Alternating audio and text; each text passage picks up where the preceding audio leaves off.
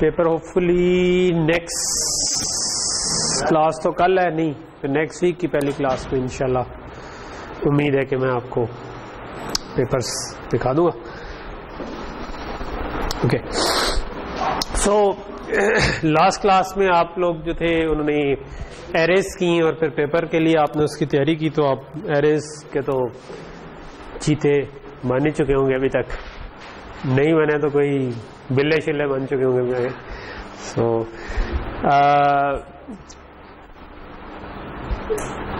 आज हम एक नया टॉपिक शुरू कर रहे हैं। बुक में वो सीक्वेंस में आगे है, लेकिन मैं उसको थोड़ा सा पहले कवर करना चाह रहा हूँ क्योंकि मुझे लगता है कि अब आप मोर और less if else loops classes उसको किसी हद तक हमने टच कर लिया। ठीक है, क्लासेस और ऑब्जेक्ट्स का तो हमें समझ आ गया है। हमारे एक दो टॉपिक्स रहते हैं कि जिसको हम कहते हैं इनहेरिटेंस और पॉलीमॉर्फिज्म। ठीक है, बहुत इंपॉर्टेंट टॉपिक्स हैं, लेकिन मैं उस पर जाने से पहले एक थोड़ा सा कह लो कि डिटूर लेकर एक और टॉपिक कवर कर लूंगा जिस पे हम बाद में थोड़ा सा शायद फर्दर भी आए, लेकिन मेरा ख्याल है कि अभी बहुत सारे प्रॉब्लम्स में आपको इनहेरिटेंस और पॉलीमॉर्फिज्म डायरेक्टली यूज करने की जरूरत नहीं पड़ती। ठीक है, तो मैं चाहता हूं कि आपको कैपेबिलिटी एक बिल्ड हो जाए कि आप छोटे छोटे प्रोग्राम जो हैं, जो मीनिंगफुल प्रोग्राम है, वो बना सकें। For example, let's take an example कि अगर आप लेट से आप एक क्रिकेट की डेटाबेस बनाना चाहते हैं अपने पास। ठीक है, कि आप देखना चाहते हैं कि तमाम प्लेयर्स का आपके पास रिकॉर्ड हो जो इंटरनेशनल टीम्स के हैं। ठीक है, और रिकॉर्ड में आप चाहते हैं लेट से कि उनका नाम हो, उनका एज हो लेट से। ठीक है, ये हो कि वो बैटिंग एवरेज हो, बॉलिंग एवरेज हो, कितने मैचेस खेले हुए, लेट से इस किस्म के 3-4 पैरामीटर आप चाहते हैं जो कि हर प्लेयर के लिए आप रखें। ठीक, सो अब आपको पता है कि ये काम आपने करना हो तो आप उसके लिए क्या बनाएंगे? हर एक के लिए आप हर क्रिकेटर के लिए एक क्या बना लेंगे? क्लास बना लेंगे। मतलब एक ऑब्जेक्ट बना देंगे क्लास की। आप एक क्लास बना दें क्रिकेटर, जिसके अंदर आप एक स्ट्रिंग रख लें नेम, एक रख लें आप उसकी एवरेज। ठीक है, जो कि डबल हो जाएगा, और मैचेस जितने खेले हैं वो एक इंटीजर हो जाएगा। ठीक है, तो अब ये 5-6 चीजें मिलकर एक क्लास बनाना, यहां तक तो आप लोग पहुंच चुके हैं ना। तो अब जैसे ही आपको प्रॉब्लम आए आपके ज़हन में फौरन आ सकता है कि अच्छा इसके ऊपर मैं एक क्लास बना सकूं। और क्योंकि मैंने बहुत सारे प्लेयर्स का रिकॉर्ड रखना है तो मुझे क्या बना लेना चाहिए? इस क्लास एक क्लास की ऑब्जेक्ट बन गई, लेकिन बहुत सारे हो तो क्या बनाना चाहिए? अगर लेट से एक इंटीजर के बजाय मैंने 10 इंटीजर सेव करने हो तो क्या करते हैं हम? वेक्टर बनाते हैं। ठीक है, जब आपको ज्यादा डाटा चाहिए होता है तो आप मतलब आपने जिस चीज पे पहुंचना ना, एक तो सिंटेक्स सीख रहे हैं आप चीजों का कि अच्छा इफ का ये सिंटेक्स होता है, एल्स का ये होता है जी, वेक्टर का ये सिंटेक्स है। लेकिन जो आपने कैपेबिलिटी बनानी है वो ये बनानी है कि मैं आपको क्वेश्चन आ रहा है तो आपके ज़हन में दिमाग की बत्ती जलनी चाहिए कि यार यहाँ ये चीज आ रही है। मतलब मैंने आपको बड़े क्लियरली हिंट किया कि भाई मैं एक कैरेक्टर बनाना चाह रहा हूँ जिसकी ये चीजें हो। सो आपके ज़हन में आना चाहिए हाँ ये एक स्ट्रक्चर या क्लास बन सकती है। ठीक है, फिर मैं आपसे पूछूं कि अच्छा ऐसे मल्टीपल चाहिए तो आपके ज़हन में आना चाहिए कि यहाँ पर वेक्टर या एरे बन सकती है। ठीक है, जो अभी तक की आपकी नॉलेज है उसके हिसाब से वेक्टर बनाना चाहिए या एरे बनानी चाहिए। अगर आप वेक्टर का क्या फायदा होगा इस केस में? उसमें ये होगा कल को कोई नया प्लेयर आता है आप उसका डाटा भी साथ ऐड कर देंगे। और सो यहां तक चीज क्लियर होगी। ठीक है, सो अब अगर लेट से आप एक छोटा सा प्रोग्राम बनाते हैं जो कि किसी भी यूजर को अगर वो किसी भी प्लेयर का रिकॉर्ड देखना चाहे तो वो सर्च कर सके नाम से या टीम से या नाम से या एक टीम का पूरा रिकॉर्ड देख सके, तो आप इस किस्म का काम करने के काबिल हैं। ऑब्वियसली आपको सोचना पड़ेगा, अभी आप फौरन तो नहीं बना सकेंगे, लेकिन लेट से आप 5-6 घंटे लगाते हैं तो आप ऐसा प्रोग्राम बना लेंगे कि भाई ठीक है मेरे पास इतनी क्लासेस हैं एक वेक्टर में पड़ी हुई, मैं सर्च करता जाऊंगा, स्ट्रिंग्स को मैच करूंगा, मैच होगी तो आप बता दोगे कि जी फलां बंदे का पूरा रिकॉर्ड ये। यहां तक चीज समझ आ रही? अच्छा, जो अभी तक इसमें वीकनेस है हमारे पास वो ये है कि आप वो रिकॉर्ड स्टोर कहां करेंगे। लेट्स से कि इस पर इंटरनेशनली अज्यूम करते हैं कि जी 500 प्लेयर्स खेल या 150 प्लेयर्स खेलें लेट्स से, ठीक है 500 थोड़े ज्यादा हो गए, टीमें ही थोड़ी सी हैं तो उनके हर एक के लेट्स से मैं कहता हूं कि 25-25 खिलाड़ी लगा देते तो 200 के करीब लेट्स से प्लेयर्स हैं टोटल ओवरऑल, ठीक है। सो 200 प्लेयर्स का लेट्स से आप रिकॉर्ड इस वक्त टू स्टार्ट विद रखना चाहते हैं तो 200 तक का वेक्टर बना लेंगे आप उसका, लेकिन वो रिकॉर्ड रखिए कहां पर। आपका प्रोग्राम जो है वो ऑन हो अगर तो वो रिकॉर्ड कहां से उठाए, ये अभी तक हमने कुछ नहीं देखा ना।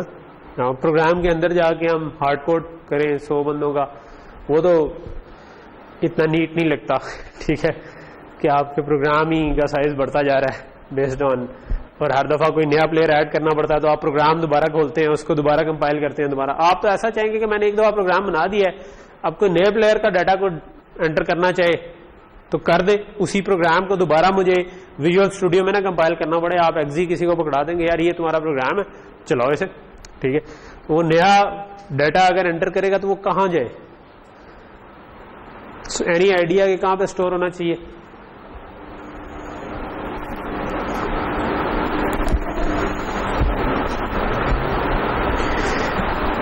No idea? अच्छा, सिंपल सा है, हार्ड डिस्क में होना चाहिए ताकि सेव रहे। पहली चीज, रैम में तो चीजें जो है वो बंद करें तो खत्म हो जाती हैं, और हार्ड डिस्क में चीजें किस फॉर्म में सेव होती हैं? 01 की फॉर्म में सेव होती हैं, लेकिन हम उनको कहते हैं फाइल्स, ठीक है। मतलब फॉर एग्जांपल आप अपनी तस्वीरें कैसे सेव करते हैं?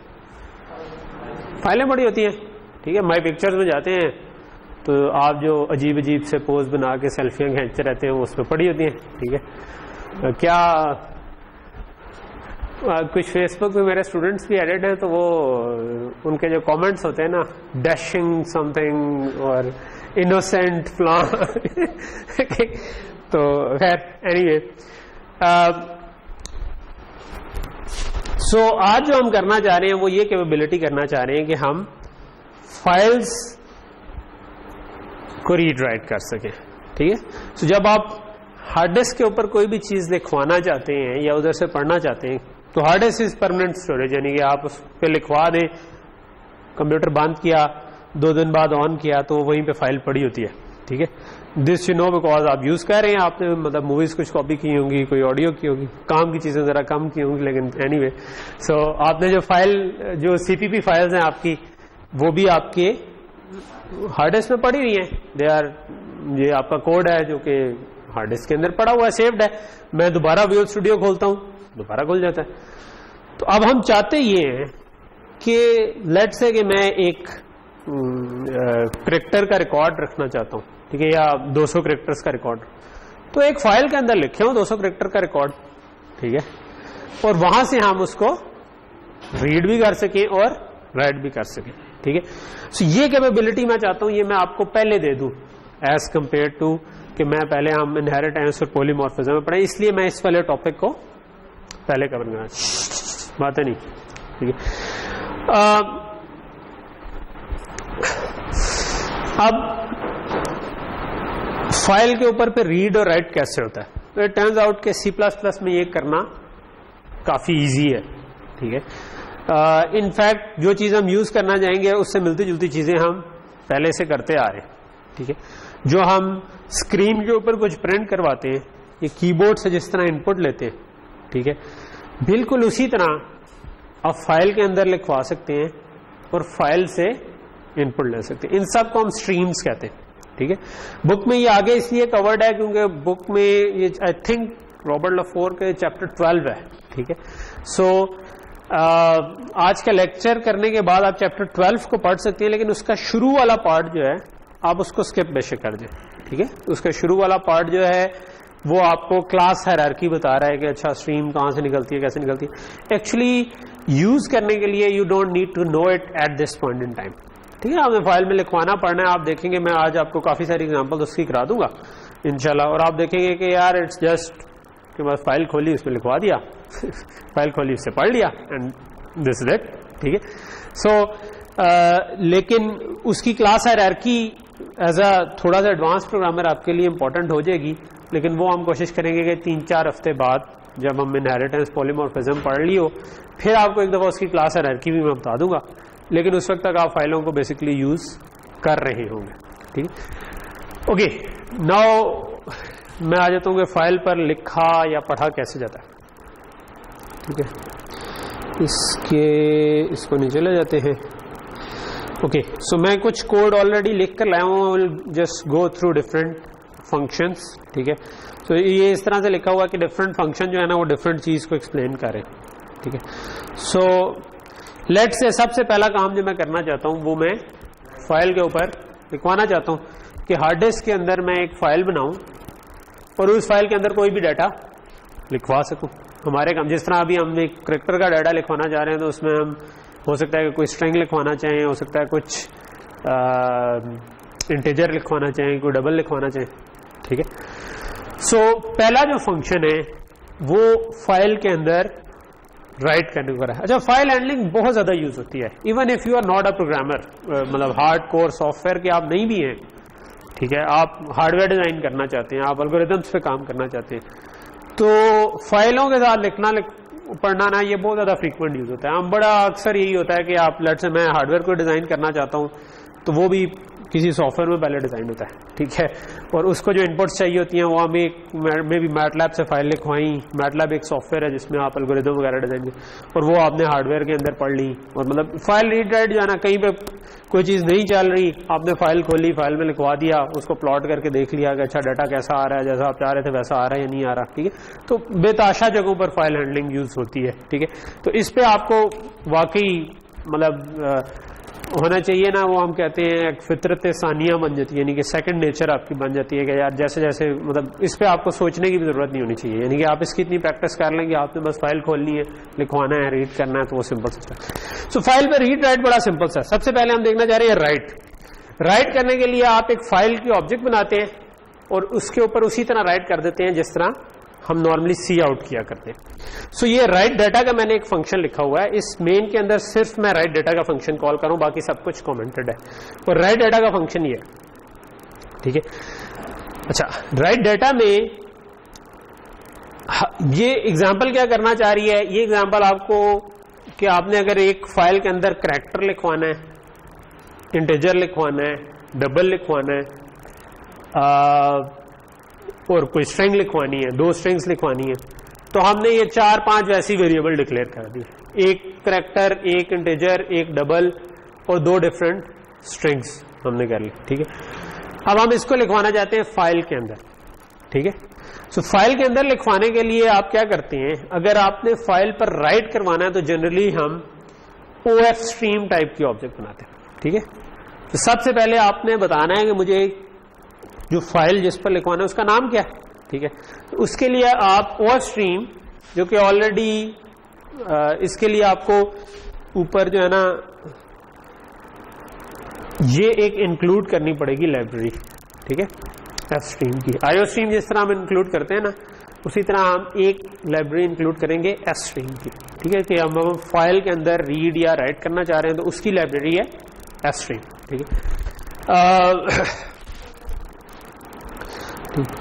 सो अगर आपने एफ स्ट्रीम इंक्लूड की हुई, ठीक है, अगर आप सिर्फ आउटपुट करना चाह रहे हैं तो प्रॉब्ली OF स्ट्रीम भी चल जाएगी एफ स्ट्रीम के बजाय, लेकिन एफ स्ट्रीम करें तो आप इनपुट भी कर सकते हैं फाइल से और आउटपुट भी कर सकते हैं। तो ये जो लाइन है ना, ये क्या कर रही है, ये एक OF स्ट्रीम टाइप की ऑब्जेक्ट क्रिएट कर रही है, ठीक है। जिस तरह हमने ऑब्जेक्ट क्लास का नाम देते हैं, आगे ऑब्जेक्ट का नाम देते हैं, और उसके कंस्ट्रक्टर को पास करी है कि मुझे फाइल का नाम ये होना चाहिए, ठीक है। यहां पर आप जो मर्जी नाम दे दें, ठीक है, जो नॉर्मली हमारे नाम जो भी एक स्ट्रिंग के अंदर कैरेक्टर्स आ सकते हैं ना, वो देकर आप कोई भी नाम ले लें। तो हम क्योंकि इसको एज अ टेक्स्ट लिखना चाह रहे हैं कि यानी कि फाइल के अंदर टेक्स्ट फाइल्स आपने यूज की होंगी नोटपैड में खुल जाती हैं और उसके अंदर ये डाटा लिखा हुआ, तो हमने उसका नाम दे दिया fdata.text। अच्छा, उसके बाद हमने क्या किया, ये सिंपल पहला स्टेप है। स्टेप 1 है, ऊपर एक आपने लाइब्रेरी इंक्लूड की। स्टेप 1 आपका ये हो गया कि आपने उसकी एक ऑब्जेक्ट बना दी और उसके अंदर फाइल का नाम दे दिया। आगे काम सिंपल है, लिखवाना। लिखवाने के लिए आप क्या करते हैं, जिस तरह सी आउट करते हैं ना, अब सी आउट के बजाय आपने इस ऑब्जेक्ट का नाम दिया और उसी तरह स्ट्रीम इंसर्शन ऑपरेटर के बाद आपने कह दिया एक करैक्टर है, करैक्टर डाल दो। उसके बाद दोबारा स्ट्रीम इंसर्शन ऑपरेटर के बाद आपने कह दिया इंटीजर। उसके बाद आपको एक डबल चाहिए था, लेकिन हमने दरमियान में एक स्पेस डाली है। ये क्यों डाली है, स्पेस क्यों डाली है? इसलिए क्योंकि आपने अगर वो एक इंटीजर था 77 तो फाइल में लिखा जाएगा 77, उसके आगे मैंने ये डबल लिखवा दिया तो ये 776.02 लिखा जाएगा, ठीक है। लेकिन ये दो अलग अलग नंबर है, ठीक है। तो जब बाद में हम रीड करेंगे तो हमें तो नहीं पता होगा कि ये एक नंबर है, तो हम कहां से इसको अलग करेंगे, यहां तक एक नंबर था कि यहां तक एक नंबर था। तो इसलिए हमने इनको अलग करने के लिए यहां पर स्पेस डाल दिया। जब स्पेस डाल दिया तो 77 के बाद एक स्पेस आएगी और उसके बाद 6.02 अलग लिखा जाएगा, ठीक। तो यहां तक चीज समझ आ रही है। और इसी तरह फिर आपने, आवाज नहीं आ रही, मुझे रोक देना था ना यार, खींचा रही है मुझे पता चला तो देर को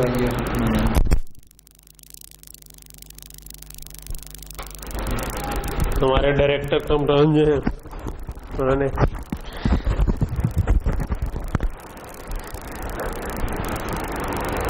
बैटरी चेंज करवा दी होपफुली, अगर आवाज खराब आ रही तो। ओके, सो ये आपने बस सिंपली जिस तरह नॉर्मली सी आउट करते थे उस तरह लिख दिए सारे चीजें। जहां पर आपने दो नंबर्स प्रिंट करने थे, क्योंकि वो इकट्ठे ना प्रिंट हो जाए, हमने उनके दरमियान स्पेस डाल दी, ठीक है। और इसी तरह दो स्ट्रिंग्स थी, ऊपर एक लिखा हुआ था वंडरफुल, एक लिखा हुआ था लाइफ। तो अगर मैं स्पेस नहीं डालूंगा तो वंडरफुल लाइफ एक ही चीज बन जाएगी। उनको मैं अलग अलग डालने के लिए इधर भी स्पेस डाल दी, एंड बेसिकली दैट्स इट। आप ये करेंगे तो फाइल लिखी जाएगी। कहां लिखी जाएगी इस वक्त, क्योंकि हमने उसका कोई पीछे पाथ नहीं दिया, जो आपके प्रोजेक्ट का फोल्डर है उसके अंदर लिखी जाएगी। अगर आप उसके पीछे पाथ देना चाहते हैं, फॉर एग्जांपल आप डी ड्राइव में किसी जगह लिखना चाहते हैं, तो आप उसके पीछे लिखें डी और स्लैश करके पूरा पाथ दे दें, ठीक। तो वो उस जगह पर फाइल बन जाएगी, ठीक है। अगर आप पाथ नहीं देंगे तो इसी जगह पर बन जाएगी, ठीक है।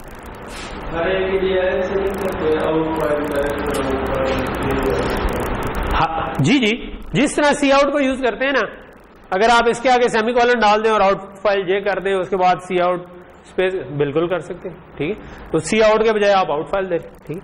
सो इसको आप जनरल, जिस तरह हमने वो टोकनाइजेशन वाली एग्जांपल भी की, तो हम उसमें एक्सट्रीम को जरा जनरल टर्म के तौर पर ले रहे थे ना, कि इनपुट कहीं से आ रही है, आउटपुट कहीं पे जा रही है।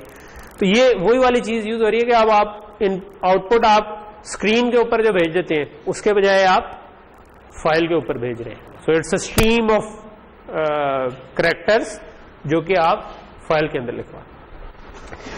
अच्छा, अभी ये मेरा प्रोजेक्ट का फोल्डर है, ठीक है।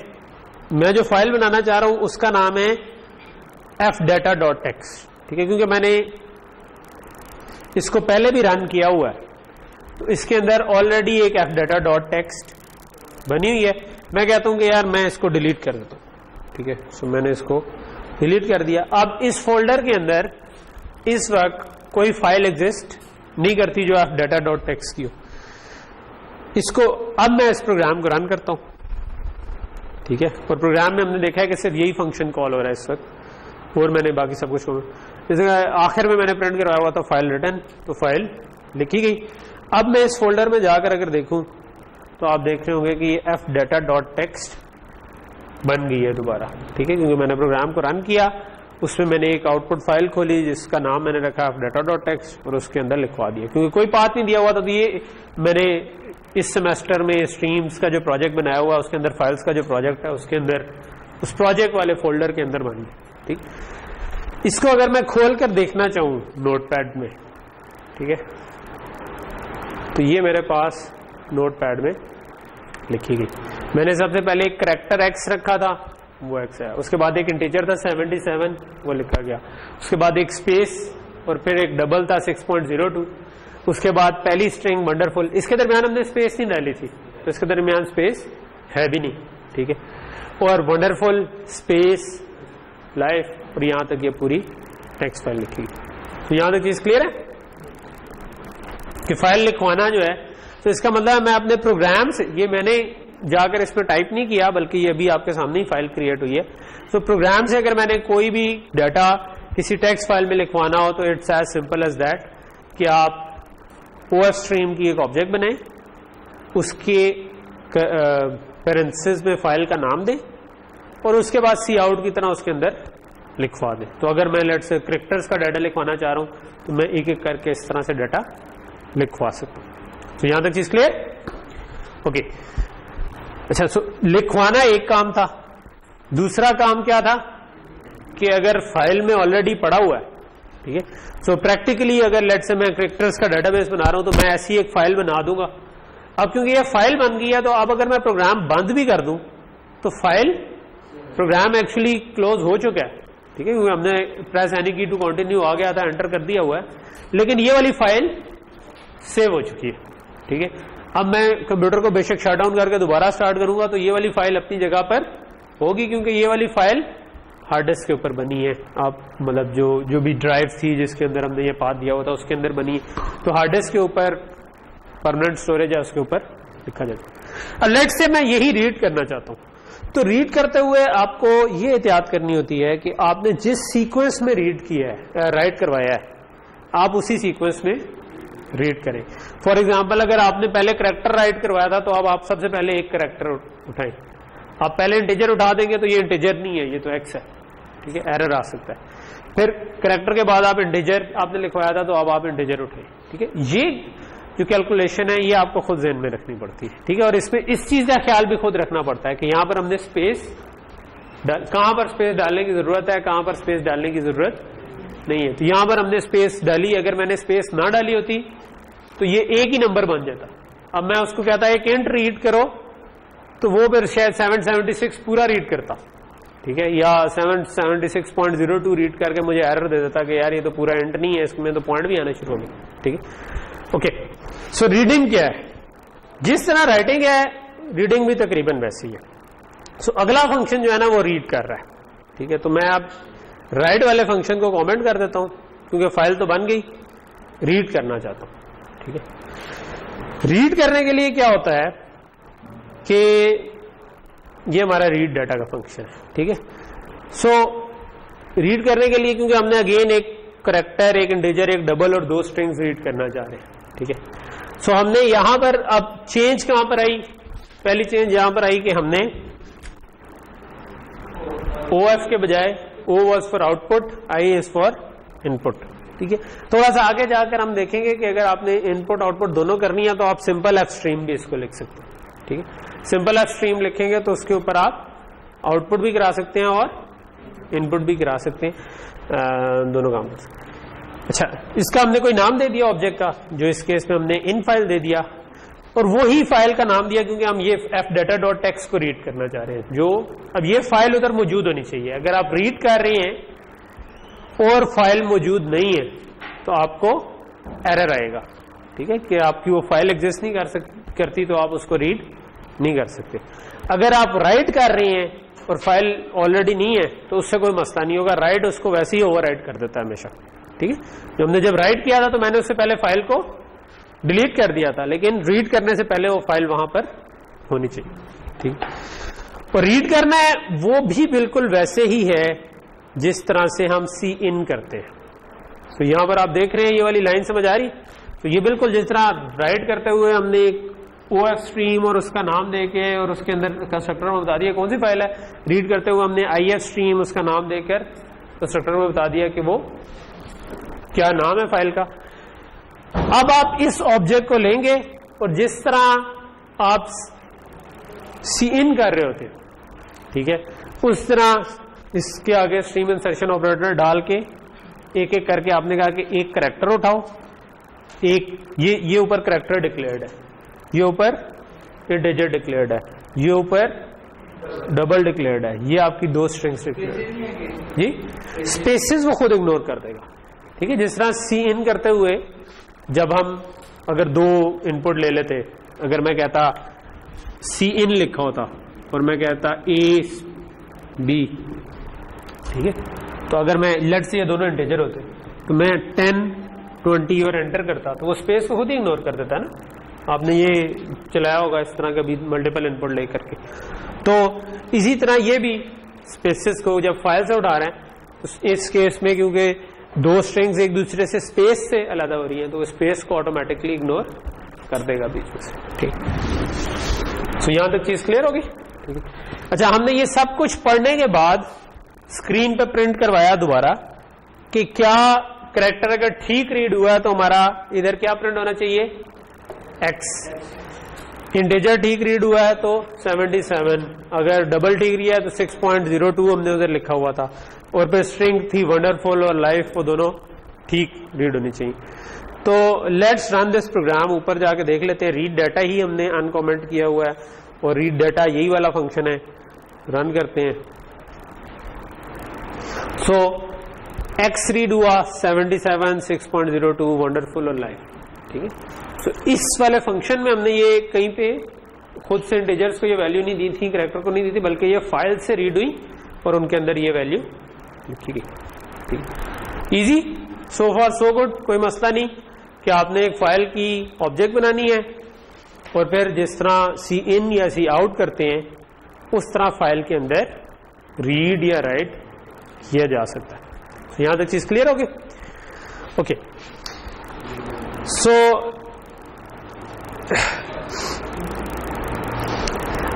आगे दो तीन जो एग्जांपल्स है ना वो बस छोटी छोटी सी हैं, यानी कि उसमें कोई बड़ी डिटेल नहीं है, लेकिन जस्ट आपको एक एक कोई छोटा सा कॉन्सेप्ट इंट्रोड्यूस करवा रही होंगी।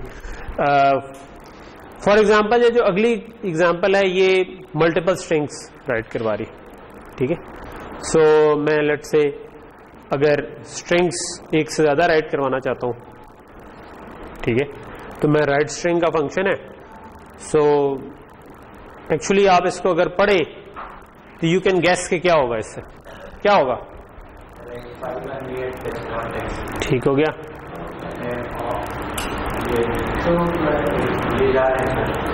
उसमें पहले ये वाली लाइन लिखी जाएगी, फिर अगली लाइन लिखी जाएगी, फिर अगली लाइन लिखी जाएगी, फिर अगली लाइन लिखी जाएगी।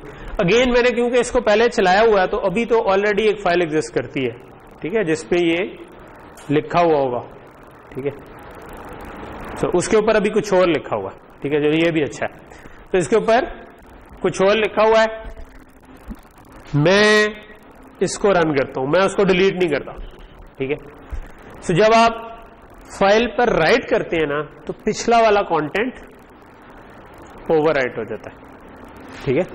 फाइल दोबारा बनती है, शुरू से उसके ऊपर लिखा जाता है। तो मैं अगर इसको चलाऊंगा तो पिछला वाला कंटेंट ओवरराइट, अनलेस कि मैं खुद ये ना करना चाहूं, ठीक है। उसके लिए हम थोड़ा सा आगे जाके देखेंगे, एक चीज होती है अपेंड मोड। अपेंड मोड में खोलें तो फिर आप उस पर पिछले वाले के एंड से लिखना शुरू करते हैं, ठीक है। बाय डिफॉल्ट अगर मैंने फाइल राइट के लिए खोली है और उस पर राइट करवाया तो पिछली वाली वैल्यूज डिलीट हो जाती है, ठीक है, ओके।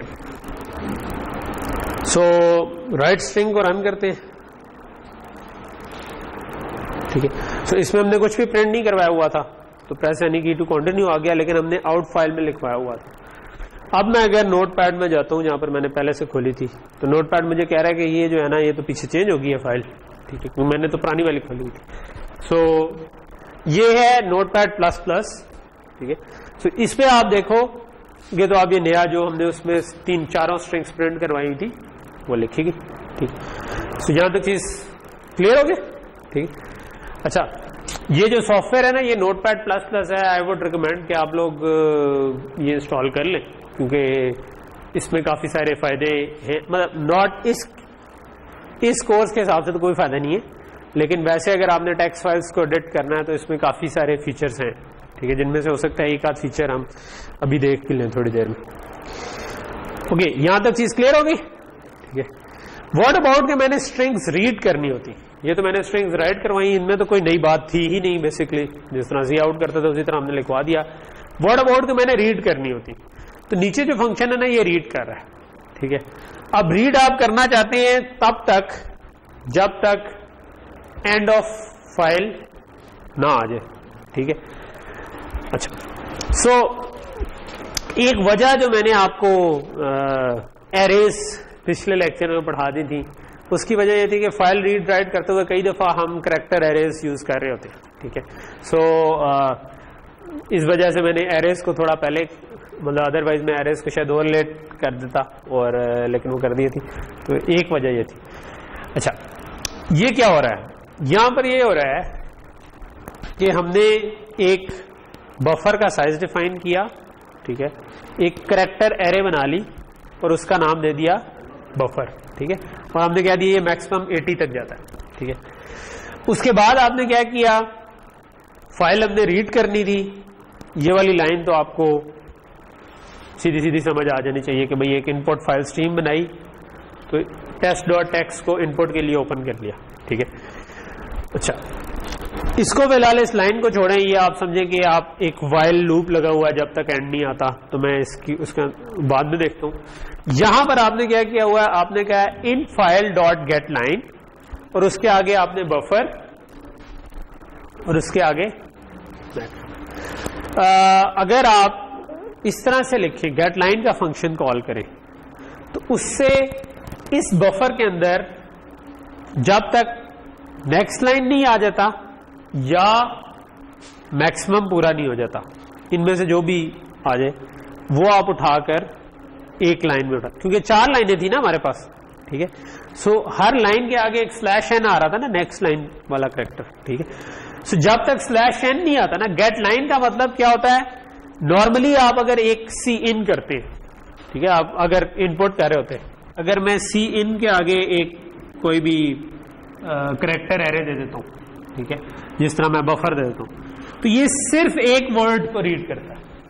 आपने ये करके देखा होगा कि मैं स्ट्रिंग या बफर आगे को दे दूं, करैक्टर एरे दे दूं या स्ट्रिंग दे दूं, दोनों केस में अगर मैं उसमें सी इन करना चाहूं तो वो एक वर्ड यूज सिर्फ पड़ता है। अगर आपने पूरी लाइन पढ़नी होती है तो फिर आप अगर सी इन यूज कर रहे हो तो cin dot getline use कर, ठीक है।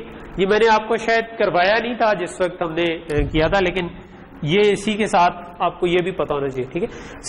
कुछ मतलब जब प्रोग्रामिंग पढ़ होते हैं ना, तो कुछ ना कुछ कंटेंट, सारे फंक्शन शायद मैं नहीं टच कर रहा हूँ, ठीक है। जब आपको कोई प्रॉब्लम आता है तो just make it a habit कि आप बुक का वो वाला रेलेवेंट सेक्शन देखें या नेट से उस वाली लाइब्रेरी की हेल्प देखें। तो स्ट्रिंग्स के साथ या करैक्टर एरेज के साथ अगर आपने पूरी लाइन पढ़नी हो, मल्टीपल लाइंस पढ़नी हो, पूरा पैराग्राफ पढ़ना हो, इसके फंक्शंस अवेलेबल है, ठीक है। मैं कोशिश करूंगा प्रॉब्ली नेक्स्ट क्लास में कुछ कवर भी कर दूं, लेकिन अगर मैं नहीं भी करता तो यू शुड नो कि ये फंक्शन अवेलेबल है। मुझे जस्ट जाकर एक दफा एक सफा पढ़ना होगा जिसके अंदर ये लिखा होगा, ठीक है।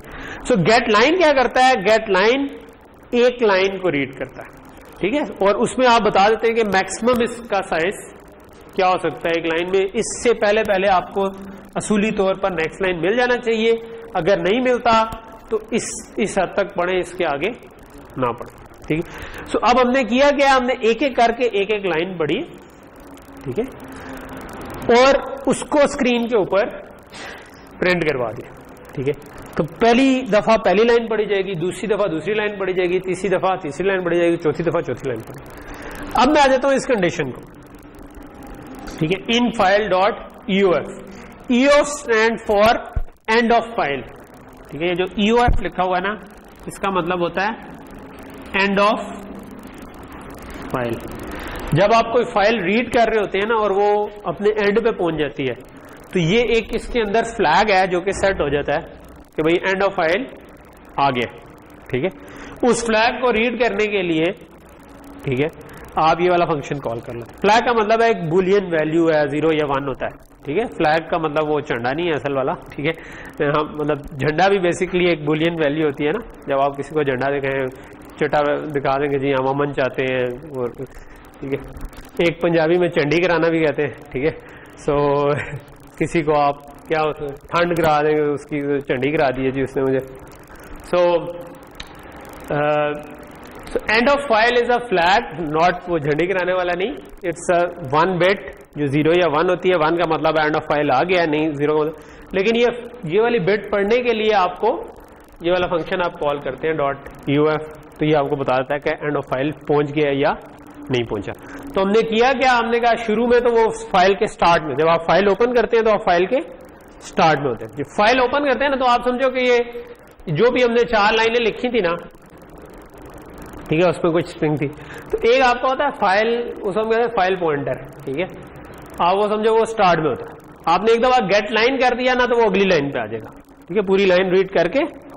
इनफैक्ट वो जो लाइन से भी मुराद हम उसको लाइन सोच रहे होते हैं, असल में तो फाइल के अंदर तो एक सीक्वेंस में लिखा हुआ और जहां पर नेक्स्ट लाइन आती है वहां पर /n वाला कैरेक्टर का ASCII कोड लिखा हुआ, ठीक है, और उसके आगे अगली वाली लाइन का ASCII कोड शुरू हो जाता है। तो मेमोरी में वो कोई अलग अलग लाइनें नहीं पड़ी होती बल्कि एक स्ट्रीम पूरी पड़ी हुई है, ठीक है।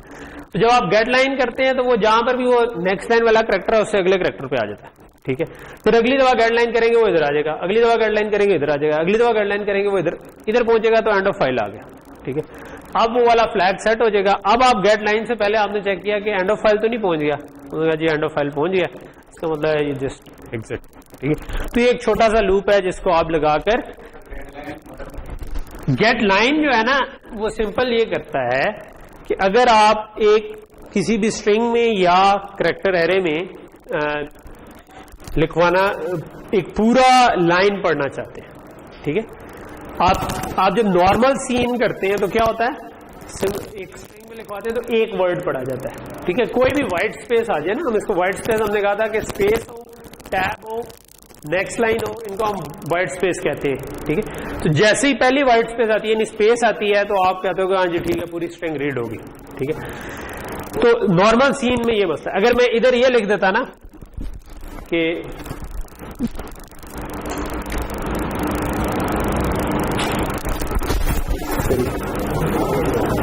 आगे क्लिक कर दूंगी, अगर मैं इधर लिख देता in file buffer, so normal तो ये तरीका था ना जो हमने पिछली एग्जांपल में किया था कि हम क्या लिखते थे, जिस तरह सी इन कर रहे हैं उसके बजाय आप जो भी अगर मैं ये करता तो उसको जहां पहली स्पेस मिलती, ठीक है, तो पहला वर्ड यहां पर खत्म, उसे सिर्फ वो इस बफर पे लिखो। जब हम ये नहीं चाहते बल्कि पूरी लाइन पढ़ना चाहते हैं तो फिर हम कहते हैं कि ये स्ट्रीम इंसर्शन वाला जो ऑपरेटर है उसको यूज करने के बजाय गेट लाइन यूज कर लो और इसको आप बफर पास कर देते, ठीक है। सो ये बेसिकली जब भी आप कोई एरे पास करे ना तो बाय रेफरेंस पास होती है, ठीक है, हमने बाय रेफरेंस और बाय वैल्यू पढ़ लिया हुआ है, तो यानी कि आप अगर इस पर अंदर तो असल वाले बफर, ठीक है, और साथ आप बता देते हैं कि ये मैक्सिमम इतने कैरेक्टर्स हो सकते हैं इसके लिए, तो ये हमने काम किया। तो इससे इस बफर के अंदर पूरी लाइन आ जाएगी ना कि एक वर्ड, तो ये सिर्फ फर्क है गेट लाइन, ठीक है। ये आप इधर भी फाइल के साथ भी यूज कर सकते हैं, ये आप सी इन के साथ भी यूज कर सकते हैं। अगर आपने एक कैरेक्टर एरे रीड करनी है ना एक और यूजर से लेनी है इनपुट कि मैं कीबोर्ड से एंटर करूं, तो वहां पर भी आप cin dot getline use, तो ये बेसिकली एक ही तरह की क्लास है, उसमें भी आप ये काम कर सकते हैं, इसमें भी ये कर सकते हैं, वो पूरी की पूरी आपको एक लाइन रीड हो जाएगी, ठीक है। यहां तक चीज क्लियर होगी, ठीक है। सो इसको अब हम रन करते हैं। मैंने ऊपर मेरा ख्याल है अनकॉमेंट नहीं किया अभी ये वाला, तो राइट स्ट्रिंग के बजाय अब मैं रीड स्ट्रिंग करना चाहता हूं, तो मैंने रीड स्ट्रिंग किया, ये चारों की चारों लाइनें एक एक करके रीड। इसको बल्कि मैं आपको जो आपको कंफ्यूजन हो रही है ना उसके लिए मैं इधर ब्रेक पॉइंट लगा देता हूं ताकि मैं आपको ये चीज क्लियर हो जाए कि पूरी लाइन एक दफा रीड हुई है, ठीक है। मैं कहता हूं इधर मैं ब्रेक पॉइंट लगाता हूं,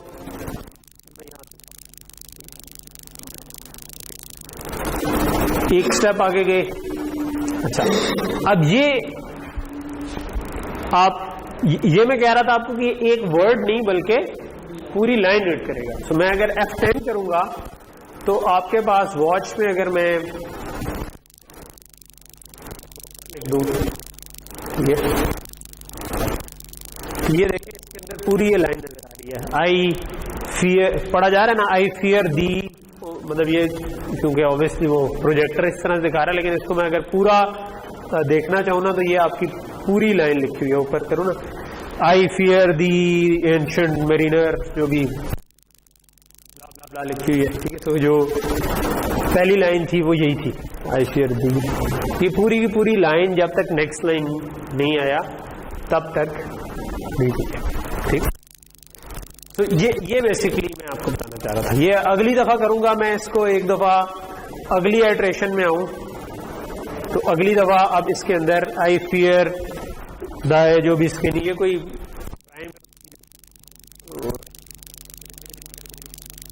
बजाय जीवे जीवे पाकिस्तान लिख देता तो ज्यादा अच्छा होता, आपको समझ आ जाए, लेकिन एनीवे तो पुरानी अंग्रेजी में लिखा हुआ है, यू को वो दी और दाए। तो अगला यही वाला था ना, आई फियर दाए स्किनी है। अगली दफा जब हमने किया तो ये आई फियर दाए स्किनी, ये अगली पूरी लाइन है, ठीक।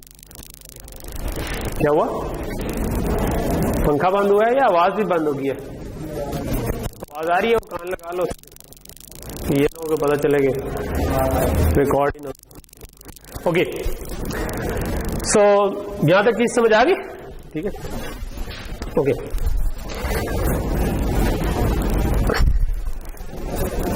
तो ये हमारा था कि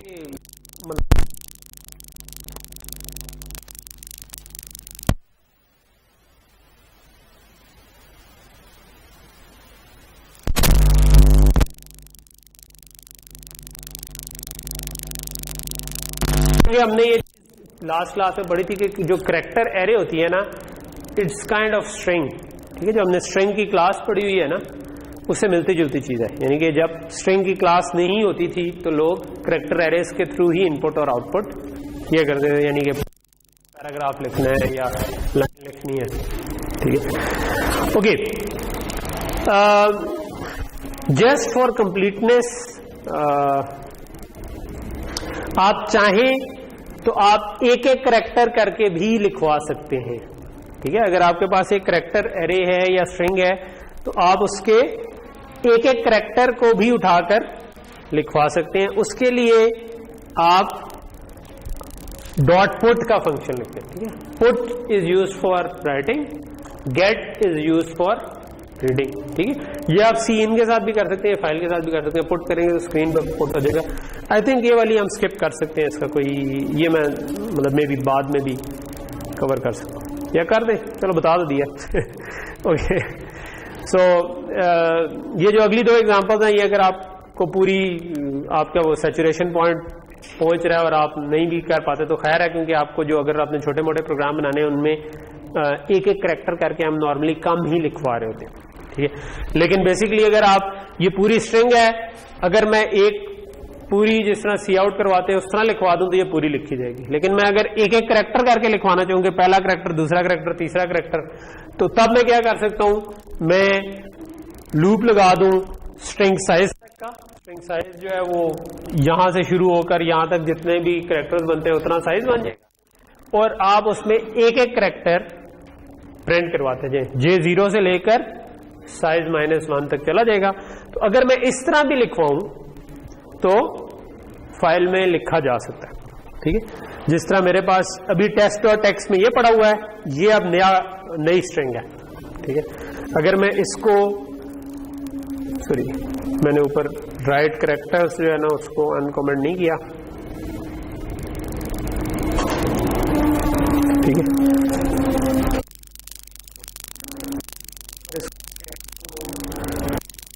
अब एक एक करके नई वाली स्ट्रिंग लिखवा दी है, ठीक है। तो ये अब नई वाली स्ट्रिंग लिखवा दी है, ठीक। चाहे मैं इस तरह लिखवा देता कि मैं पुट कर रहे जो पूरा करके चल रहा है, पल आउट फाइल में ये स्ट्रिंग लिखवा देता, ठीक है।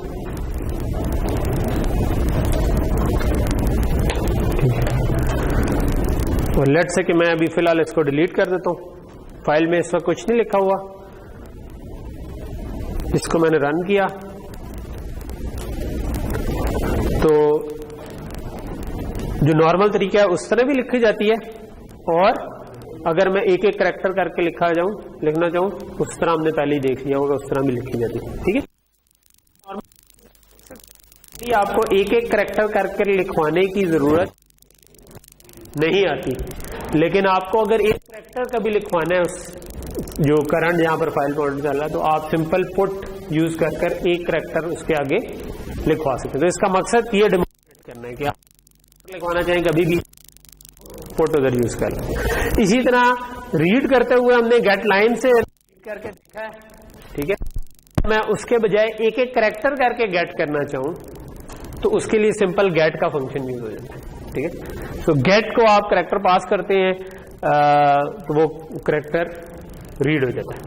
ठीक है, और तो ये एक एक करैक्टर करके रीड कर रहा है। ठीक है,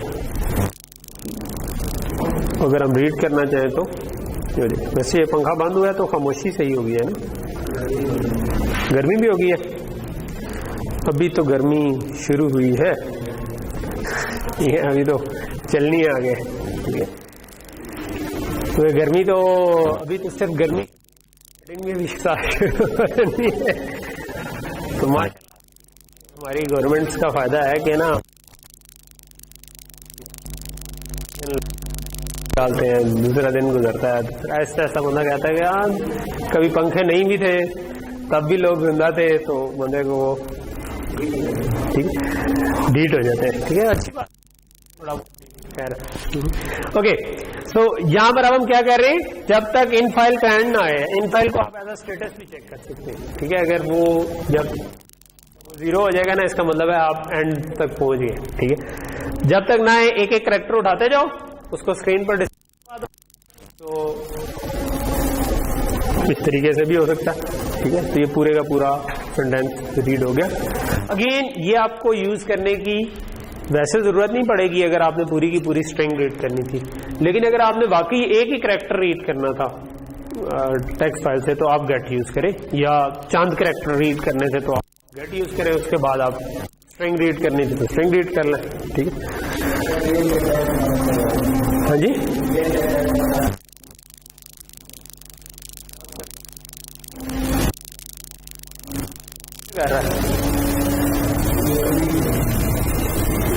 अभी से